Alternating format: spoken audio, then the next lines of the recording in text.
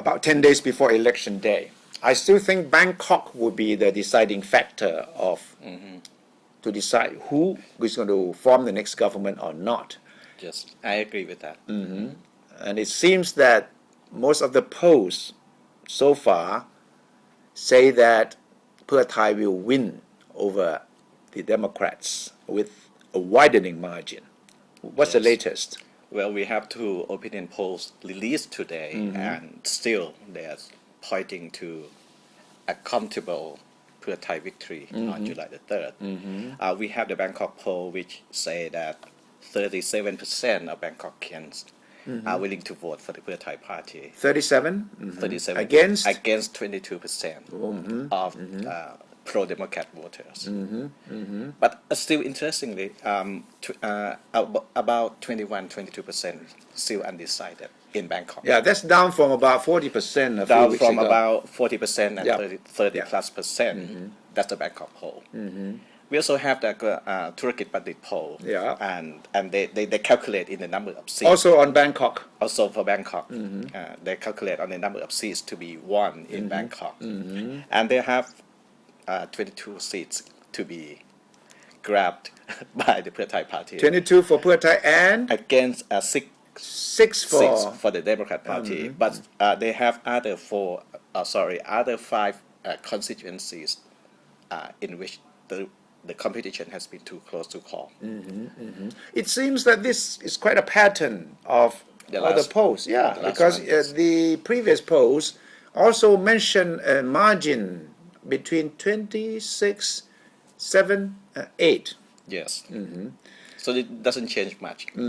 So what we have to look at is the number of the undecided voters is still quite considerably high, 22% up. If that should come to pass, if Pheu Thai wins 26 22, yes, 22 or more. or more, calculating the whole picture, the whole nationwide picture, Pheu Thai will win Something pretty close to 250. close to 250, Yes. but not a real big landslide. No.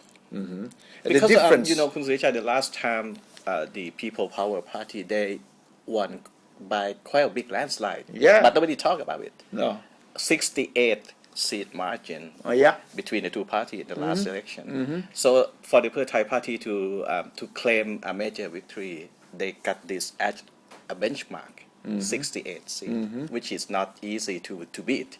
yeah, and that could be repeated again, because from our own analysis, the margin of difference between Democrat and Pheu Thai would be around 50 to 60 seats. Yes, of course, it could be the same. We can go back to square one, so to speak. The only difference that the last time the People Power Party, they won with the Khun Nevin Chichop camp within the party. Okay.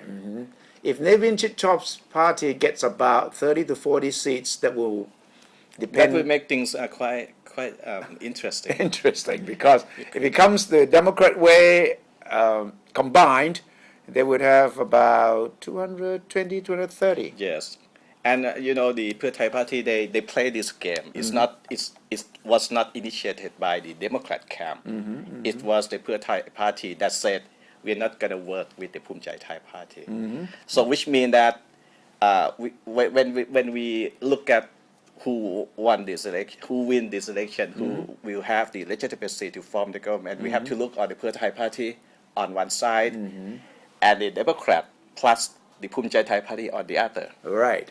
So this is all numbers games, and we will have to keep a very close watch on it. But as we speak, the big rally of the Democrat Party at Ratchaprasong intersection has not started yet. Not yet.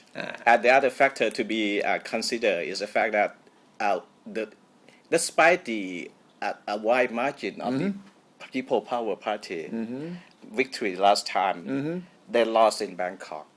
In spite of all the opinion polls indicating their comfortable win. So in the history may city. repeat itself, or maybe not.